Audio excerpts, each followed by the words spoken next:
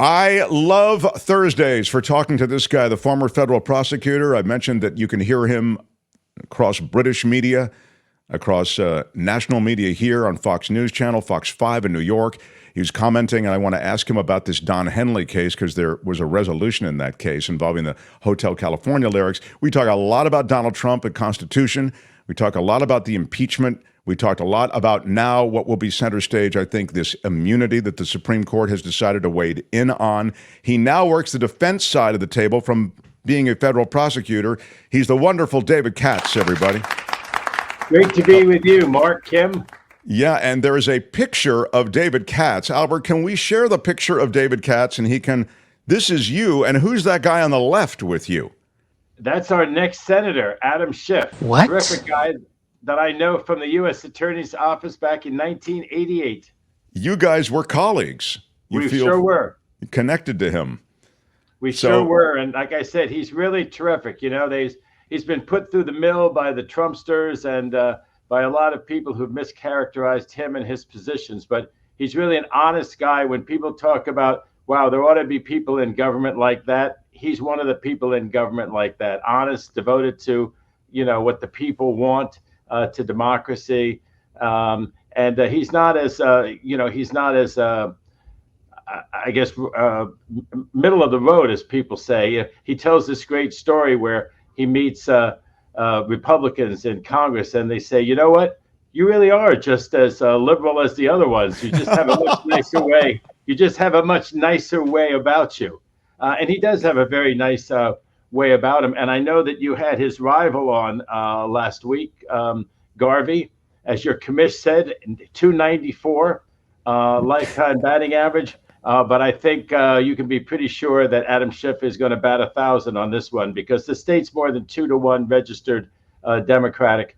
And he's got a lot, you know, if some people are going to go to the polls and say, well, I like Trump and he put on the first impeachment trial in the Senate against Trump. You know, everyone said at the time that he did a consummate professional job. Even the Republican senators said it was a great presentation. And don't you want somebody who makes a great presentation on behalf of California? Even if you have differences of opinion with him about the Trump impeachment, or maybe you don't think that he's far left enough, he makes a great presentation for California. And I really think he'll be a great senator. And that's my electioneering. But you did have Garvey on, so that's a Absolutely. little. Well, you know, maybe we tried to have Schiff on. We put the call out to Schiff, and we heard nothing from their office. And I don't necessarily blame him. I know he's very busy, and he also, you know, may not feel as though we're a powerful enough outlet.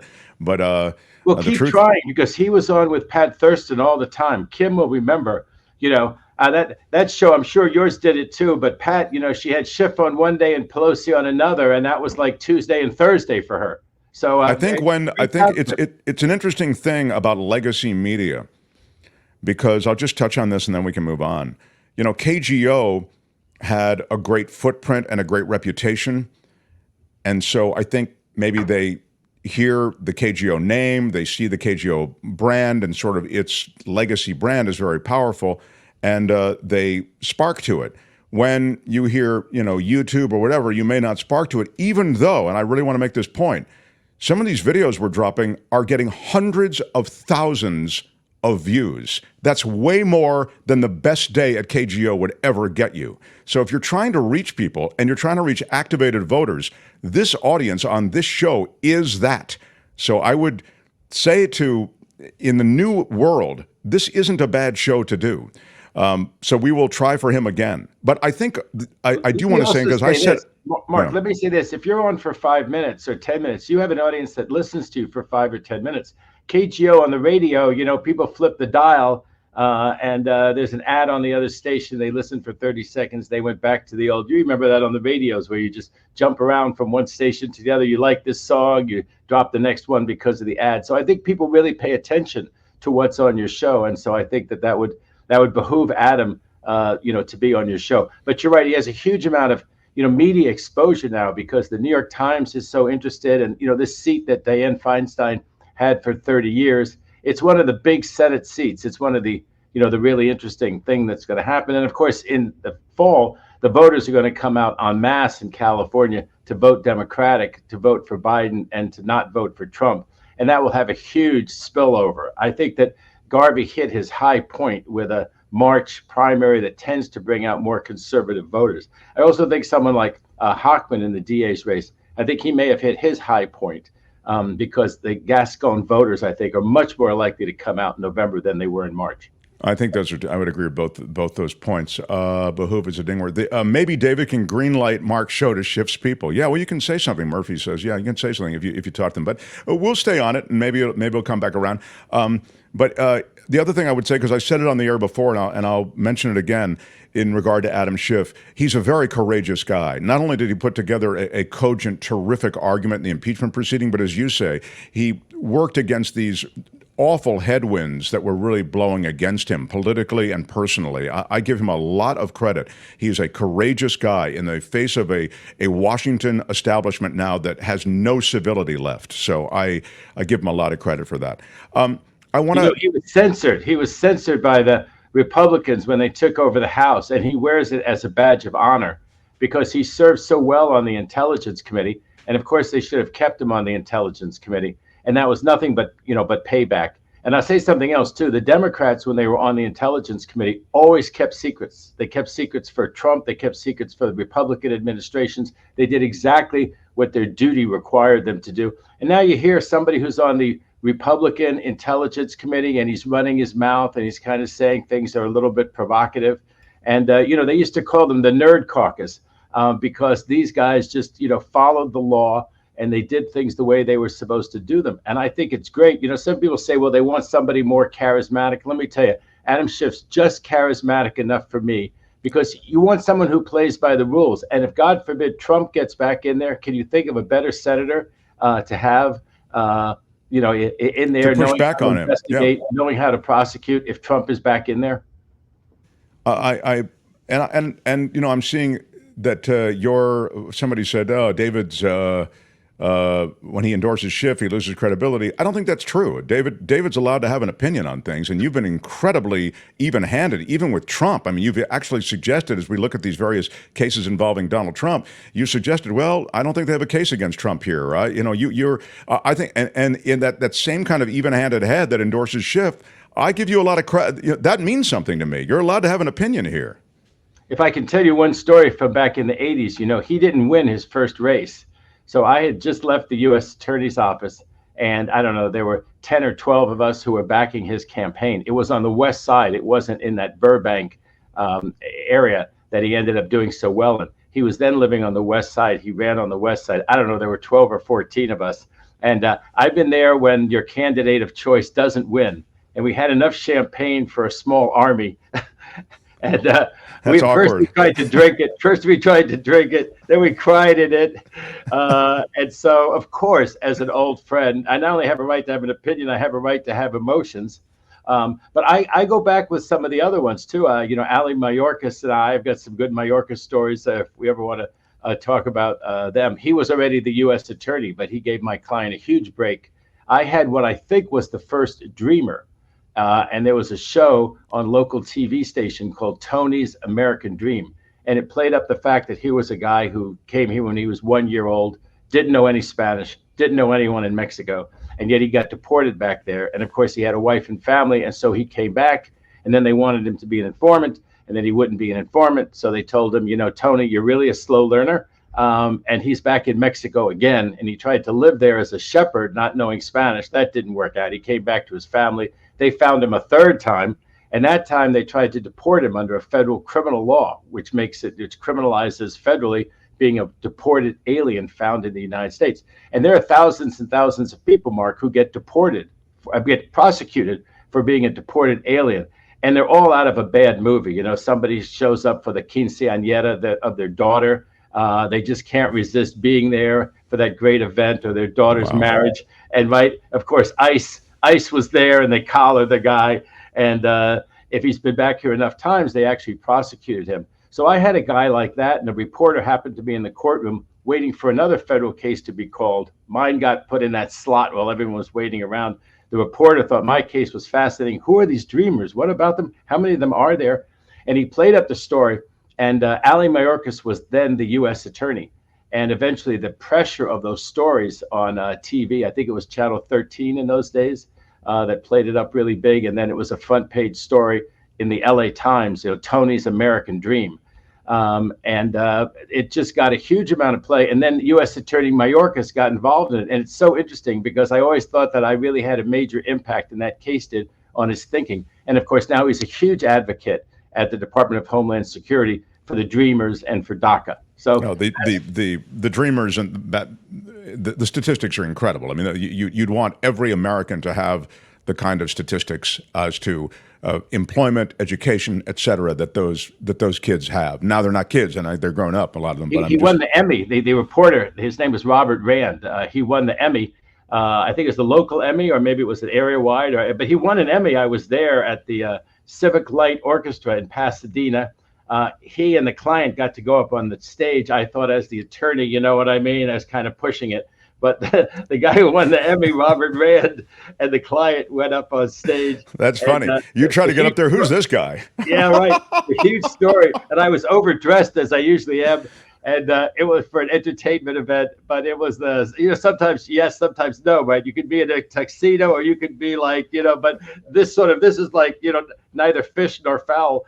But he ran an 8.5-minute long story, which, for local TV is a long story. And it on July 4th, and it was called Tony's American Dream. It featured us all playing wiffle ball in the backyard of a house that Tony had managed to live in, get a good job, live with his wife, had these 3 adorable kids, and they wanted to deport him back to. It was like Born in East LA. He really was a guy who got plugged back in Mexico. He didn't know anything about Mexico. He didn't even speak Spanish. Insanity. That's the insanity that informs so much of the policy right now. Tell me about this immunity case, which the Supreme Court has now decided to take. I also wonder if you could just touch on what I think is the lunacy. I mean, it's consistent, though, with his ridiculousness. Clarence Thomas not going to recuse himself, but a case that has breadcrumbs that lead directly to his wife. Well, Clarence Thomas has violated these ethical standards, and the problem is that there's no ethical board above the Supreme Court that can hold him to account. Part of it is we have a separation of powers, and the idea is if there were any executive branch or legislative branch that could hold the judiciary to account, the idea would be, violate the separation of powers. Now, it may not seem like that to some people because since Marbury v. Madison, we see the Supreme Court kind of telling other branches what to do. They told President Truman he couldn't take over the steel mills. But their way to do that is because they say it's a violation of the Constitution, and their job is to enforce the Constitution. Likewise, when they strike down a statute, they say, well, that statute is unconstitutional, and we have to interpret the Constitution. But because of this idea that no one branch can kind of stand over and, control or patrol the other branch, there's no one around to control or patrol Thomas. And if you set up a judicial, there's like the judicial conference. How come the judicial conference can't do it? And that's because he is superior in rank to every other judge and anybody they could put on the judicial conference. And I suppose you could have then, what do you come up with? The U.S. Supreme Court could decide what is okay for the U.S. Supreme Court. And people say, well, that would be terribly uncollegial. Well, if you do something really terrible and your 8 colleagues think it's doing something really terrible, it's more important that a member of that body not do something terrible or be stopped from doing it than that there be a lack of collegiality on the group of 9. But we just haven't seen it that way. So one of the things that he's subject to normal criminal prosecution. So if he didn't pay his federal income tax, it would be extremely controversial. But yes, the IRS could investigate him for not paying his federal income tax. And if there were, red flags, if there were badges of criminal fraud, he could even be prosecuted for tax evasion. And we have seen high officials, Vice President Agnew, was prosecuted for tax evasion and had to resign. We've certainly had senators who've been charged with crimes. And so a legislative branch member being charged by an executive branch member, the U.S. attorney charging Senator Menendez, that doesn't violate our separation of powers. But unless Thomas were prosecuted for a criminal violation by the Department of Justice, and it would be hugely controversial. It could happen, but it would be hugely controversial.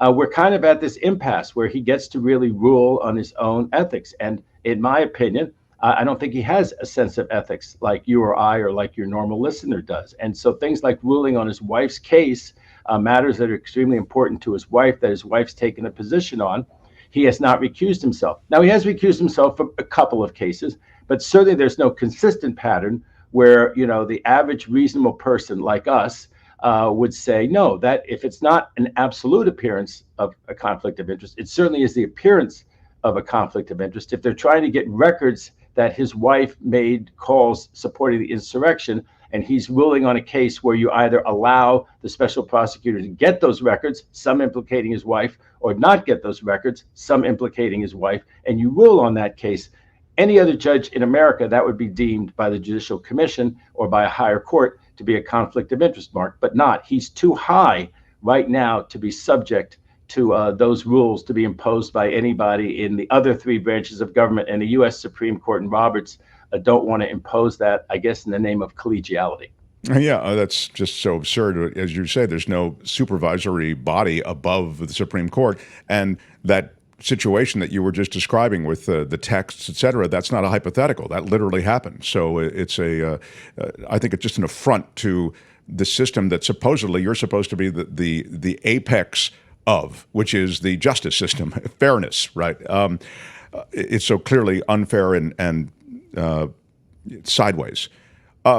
So now let's talk about the immunity case and the timing of the immunity case and the realities concerning that, please, David. Well, again, you can find fault elsewhere. You can say that, Merrick Garland, as the Attorney General, took too long to make a referral. Why did he need to be nudged by the January 6th committee? Some people say, well, Chrissy Hutchinson was a real game changer.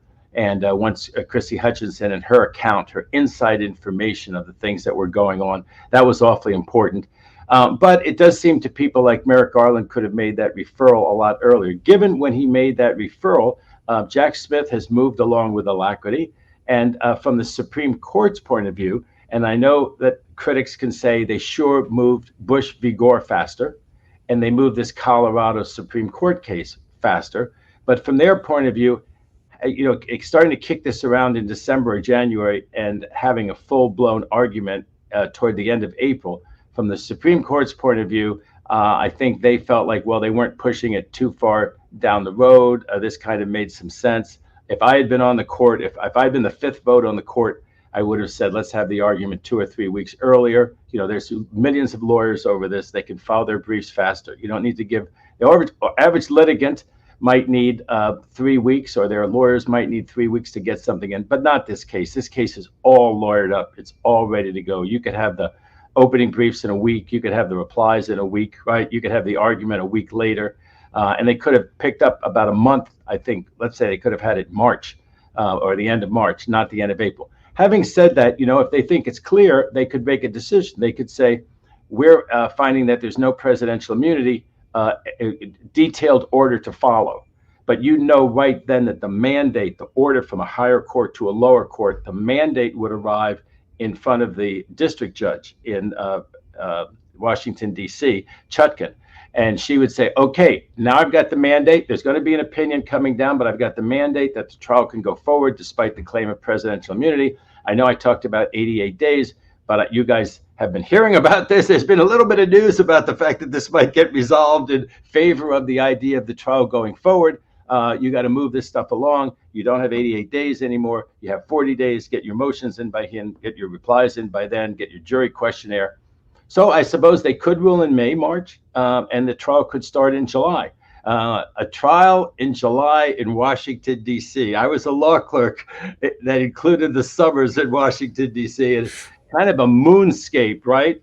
Some days with that heat coming down, that 98% humidity. But I grew up there. It's brutal. Yeah, bring the jurors in there in air-conditioned cars. Yeah, it's the office buildings are air conditioned, and but you definitely don't want to walk from the courthouse anywhere else. You can, it presses the limits of human tolerance to even walk 20 feet in that weather. But you think that a July trial actually could happen, or a July case could actually be deliberated then? Yeah, I think so. There'll be a lot of complaints that it's a rush to judgment. They weren't given enough time to make the motions and stuff like that. I think it would be helpful for Jack Smith to make even clearer that he expects to make a motion to expedite. He'll certainly be ready to go with whatever it needs to be ready to go, and to strongly suggest that the defense attorneys do the same thing, because in this extraordinary case, he doesn't think that there should be excludable time or delay. And remember, it's the same argument that there's an interest in the defendant having a speedy trial, but there's also an interest in the government having a speedy trial, and the public interest here is overwhelming. Would people have a right to know? I believe this very strongly. People have a right to know whether a jury of his peers finds Trump guilty or not guilty. And if it's not guilty, let that word go out before the election that he was found not guilty. But he acts so much like a person who doesn't even think that that's a possible verdict. He so acts like he's going to be found guilty of everything, liable of everything. And it's been kind of lost in the shuffle how he's lost everything, because he ended up winning this Colorado case. And that Colorado state case, you talked about it right from the beginning, that not only did you think that it had not good repercussions, because what goes around could come around, and they could find Democratic candidates to have engaged in some kind of cooked up insurrection. Trump's was not a cooked up insurrection, but I can see them down in Texas or Wyoming coming up with a cooked up insurrection, try to knock a Democrat and make their life difficult. So you saw that issue coming, and I think we also saw coming that this was just not going to work. And we even speculated that they might say it had to go through Congress, which is exactly what they decided. There is one interesting issue, if I could talk about the Colorado case and Please. the insurrectionist. There were 3 or 4 dissenters, and I think it was very unclear, because a lot of people said, it's unanimous, it was all BS, and Trump was right, and he got even all 9 of them to agree. 9 of them agreed that what Colorado was about to do didn't make sense. It was just too disruptive, and this was a part of the Constitution that they hadn't ever interpreted, so they didn't really have precedent to follow. And given that they were deciding it from whole cloth, the idea that it would be so disruptive to the country, I think that was a fair thing for them to take into account. The others, though, did not agree, the 4, except for the fact that it was so disruptive that it necessarily made sense. So think about this thing.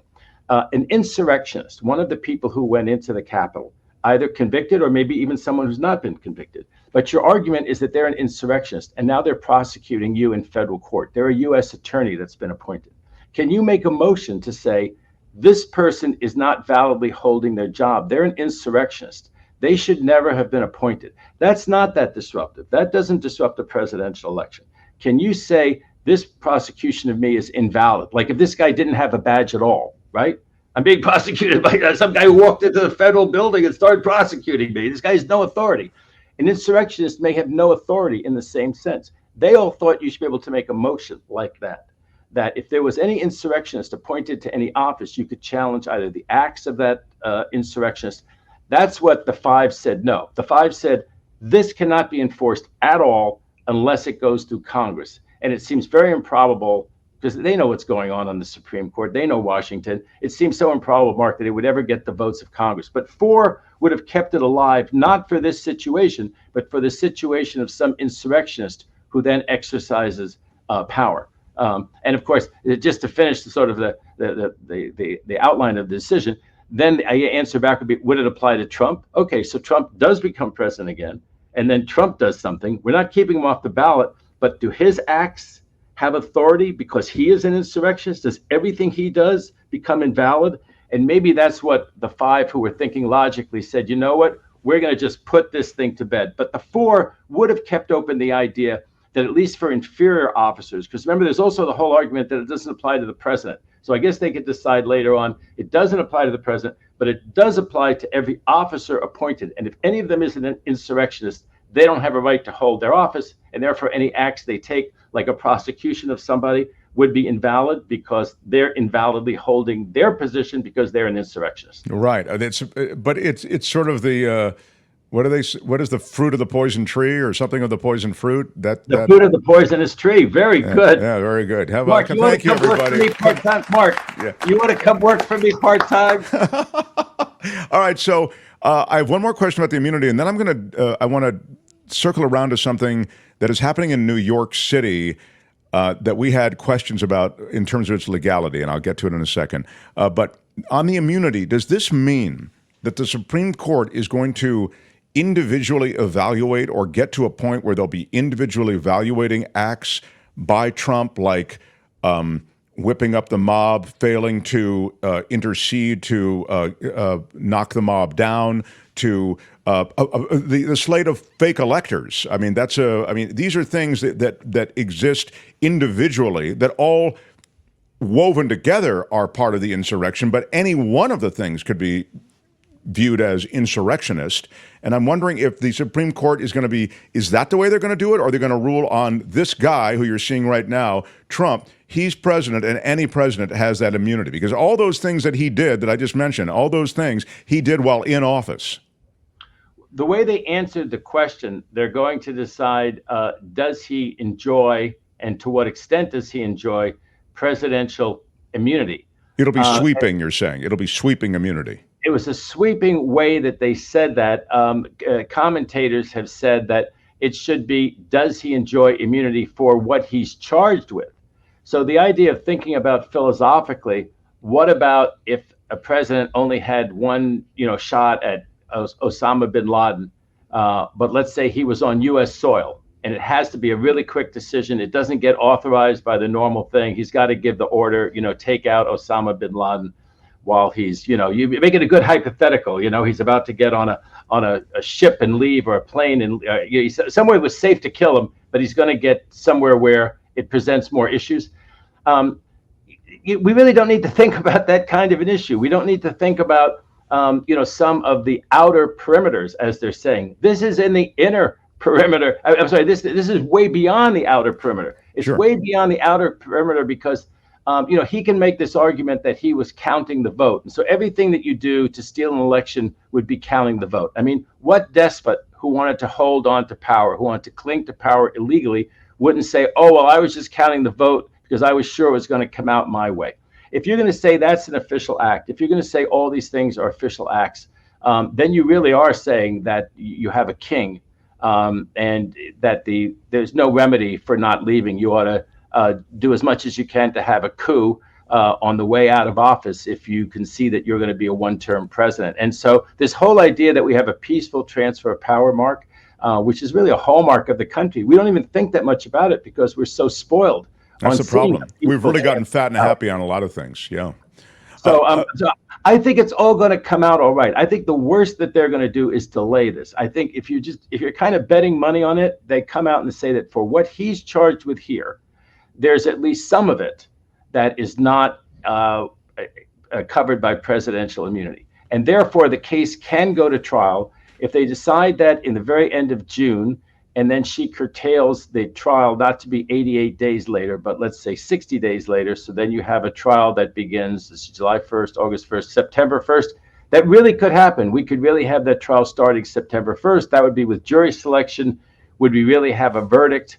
It might be one of those October surprises, huh? That we have. Maybe. I mean, if it'll have any effect. I mean, it seems as though a lot of his support, of course, is baked in. But there are those who, I think it would still be pretty big news. But anyway, I want to now totally change gears and ask you about something that they're doing in New York. I was sharing with everyone in a story last hour about how the governor there has called on the National Guard to populate the subway trains in New York City because the situation with crime has become so out of control.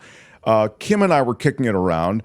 I'm kind of a, tough, I wish there were more cops everywhere guy, because I've seen a lot of urban crime make people feel insecure. It affects business. It affects life in San Francisco, New York City, et cetera. And they've had a rise in crime there on the subway of 45% year to year. So for this reason, the governor in New York, again, Kathy Hochul, has said that she wants National Guard soldiers and state police officers to patrol New York City subway platforms. Now, that's fine, but this gets to the question we have for you, which is they'll be able to check riders' bags as well beginning this week. And Kim brought up the point that she feels as though she feels her privacy is being violated, but it also, I said, well, let's ask David Katz about the legality of it.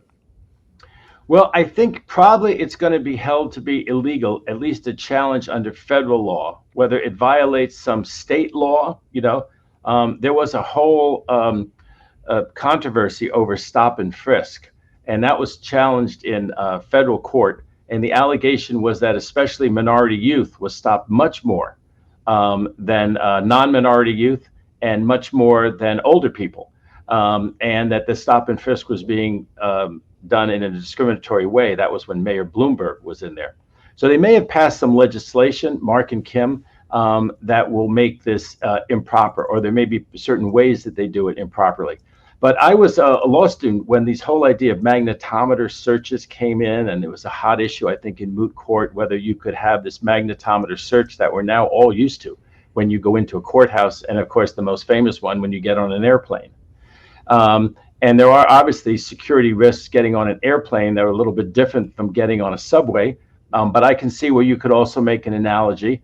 And so I think that probably it's legal. I think that they're going to rethink this. You think it's legal to? Probably, yes, I think it's probably legal. You're getting on a conveyance, which can be dangerous. You're in a small space. It's not as much as an airplane, but I don't see how legally it would be that distinguished from an airplane. But what I was saying is, from a policy point of view, it's so time consuming. People get on the subway because it's fast. They have to get somewhere. If you've got to build in 15, 20 minutes even for a search, that is going to dissuade people from taking the subway.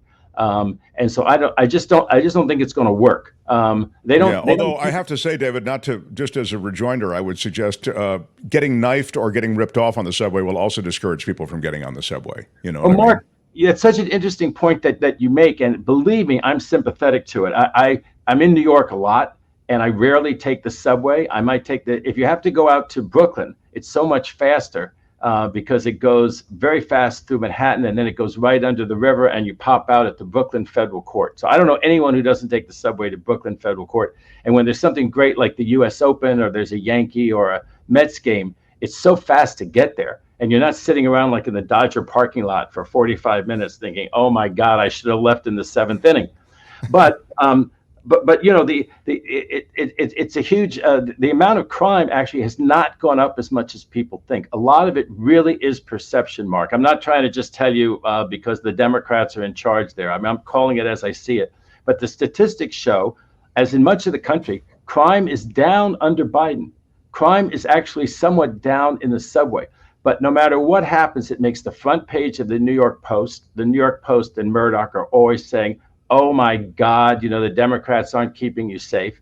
And so after a while, perception becomes reality, doesn't it? If you're scared to get on a subway, and then you're not getting on a subway, and then people think it's not safe.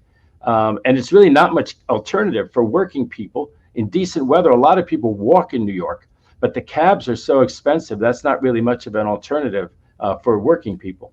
And I'm just looking at the stats to actually, because I want to be fair to the problem. And this is just kind of interesting. I know we're West Coast and everything, but this is a major city. And I think it's also, we deal with a lot of these issues in San Francisco, Los Angeles, et cetera, West Coast cities. Grand larceny, that's theft without the use of force. They were the main driver of the January spike in crime, according to the cops. And crime rates are down in February. As David Katz has said, the overall rise in major crimes for the year as of March 3rd was only 13%. So that is down considerably from the 45% that I mentioned. But still, people are feeling insecure on this. It's an artery of New York. I mean, it's a critical, as you suggested, transportation artery in New York, the subway. And Mark, is the grand larceny on the subway? The grand larceny, I think, is like we have out here in California with retail theft, isn't it? Well, they say a 45% spike in major crimes in January compared with the same time last year. Grand larcenies, thefts without the use of force, were a main driver of the January spike in crime, according to police. So you're right; it probably includes areas outside of the subway. In fact, it must be areas because their police define it as with homicides, assaults, and robberies, those major crimes. So you're right; those don't even include the subway. Yeah, and you know, and Mark, you know, to say this, you know, if they're sending 1,000 National Guards troops into the subway, you do ask yourself, why didn't this happen earlier? It's like with some of the things. I mean, to be fair to Biden and Trump, you know, some of the things that Biden's doing with the border. I mean, how come they weren't done earlier? And it does seem that things, you know, tolerance of crime in the subways, if you want to call it that, you know, the total disarray at the border. it does seem that maybe more could have been done about that. But I think you have to give people credit now. To keep saying to the governor of New York or to say to Biden, you came a little bit late. I mean, look at Trump. Trump did horrible things at the border, and you could understand why there was this reaction to so many toxic things that hurt the nation's, values, hurt our standing in the world, separating families and it being shown all over the world, and Trump's minions, bragging about it. You can see why when Biden came in there, he wanted to go in a different direction, and his supporters wanted to go in a different direction. Did they go a little bit too far in one direction? Well, they're trying to pass a bill right now that acknowledges maybe we went a little bit too far. I mean, that's the beauty of politics, for people to not just stand there and make it like a screaming match, but to say, okay, if we went a little bit too far, I'm the kind of leader who's pulling back a little bit. Instead of like Trump, who it just seems it goes louder, loudest, even louder. Whatever direction he's in, no matter how wrong it is, he just doubles and triples down on it. I think we want to have a leader who says, you know what, if we went a little bit too far on some things at the border, if we went a little bit too far on asylum claims, let's pull that back, which is what his bill does that was drafted by the Republicans. And now the Republicans don't even want it because they'd rather run on the politics of the border than to do something about the border. Yeah, we don't want a president like that. David, we will watch for you on all the various media outlets, and appreciate you sharing sort of unvarnished views of things, including Adam Schiff. I mean, one of the things I love about the fact that you know Adam Schiff is the fact that you can tell us what he's really like, and you can give us a sort of an insider's view of him. And I think your respect for him means a lot because we respect you. So I'm so glad that we had a chance to visit this, and it was all prompted by this picture of the two of you together. But well, it was great. It was great the other night, and the disruption that was reported. Again, that's something, what was he supposed to do? Go try to have the people beat up like Trump did, or just scream at the top of his lungs over them? I think he handled that like he handles so many things. I think your listeners should say, if I were in his shoes, what would I have done? And if you say, I would have done about the same thing, then you say to yourself, this is a person that I can relate to. Everyone says they want a politician who's like a normal person, thinks like a normal person, but they're much more smarter and more organized than a lot of average people. That's Adam Schiff. He's also got a wife named Eve. It really is Adam and Eve. And he's a super athlete. He's a super athlete. Triathlons, that sort of thing. I tell you what you should do, Mark. How about have him and Garvey debate on your show? You can be like the Larry moderator. King. Well, I've moderated. You can be Larry King, like they debated NAFTA. Go for it. I got. What can you tell us about the scene? Larry, thank you. I might be doing a debate. I'll tell you something, David Katz, this for next time. I have moderated a debate for the presidency of the United States. Did you know that? No, but I'm even more impressed. Well, it was in the television show 24, everybody, but it was, the point is I was still the they could have picked anybody is the point, David, but they chose me. All right. And that's a huge point. And that's a huge point. All these things that we do are quite competitive. So congratulations. David Katz. Thanks, David. Hi, it's Mark, and I thought that was great. Hit the notification bell. You'll know whenever there's a new video being dropped, and please subscribe to our channel to help us save the universe.